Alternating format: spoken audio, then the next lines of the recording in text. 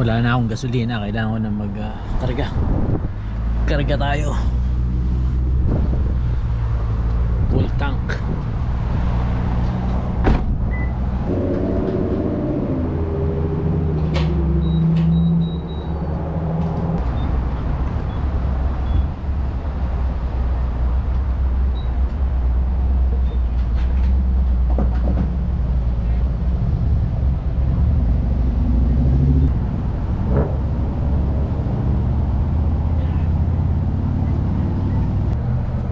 Self-service ang pagkakarga ng gasolina dito.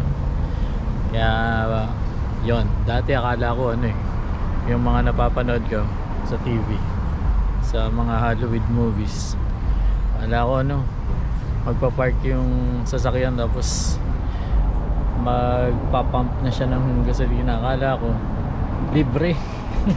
Saan pala magbabayad dun sa loob. Saka dito ako nagbayad.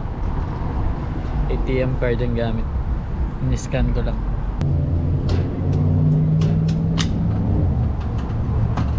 Yun, huminto na.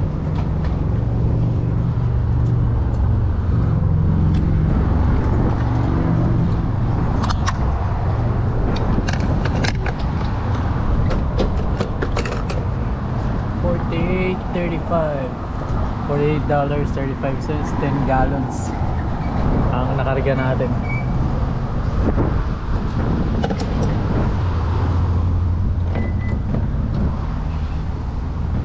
$48.35, 10.514. Yon ang capacity ng fuel tank ng sasakyan natin. Okay, let's go. Okay, yan si Jana. Nagyaya na naman dito sa Dutch Bros. Ang haba ng pila. Pang 99 yata kami. Paikot siya sa sasakyan. Then I want, get me. Aba, sabihin mo. Hindi ko alam yan. Okay, you say the Golden Eagle.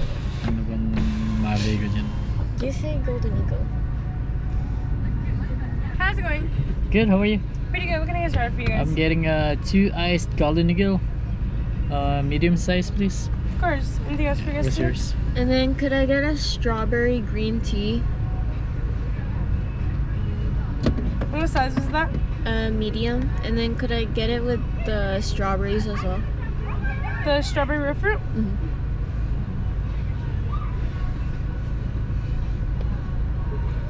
Perfect. So that medium iced strawberry green tea with strawberry root fruit.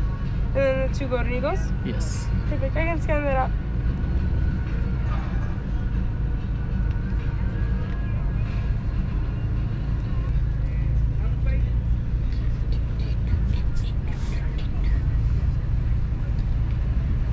Ang daming bumibili ng kape. Nandito tayo sa Dutch Bros. Ayan yung Dutch Bros. Hi there. Hi. You have 2 Golden Eagles and an iced tea? That's correct. Perfect. You want to drink Carrier or O'Leary, right? Carrier, please. Alrighty. There we go. Alright, thank you. Of course. Got it. Alrighty. Have a good day. You too, thanks.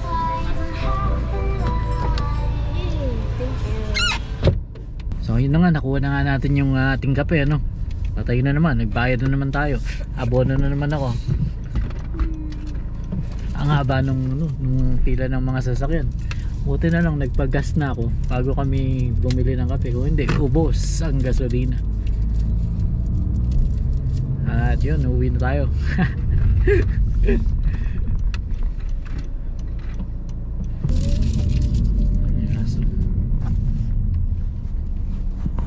May aso. What up, doggy, doggy, doggy, doggy.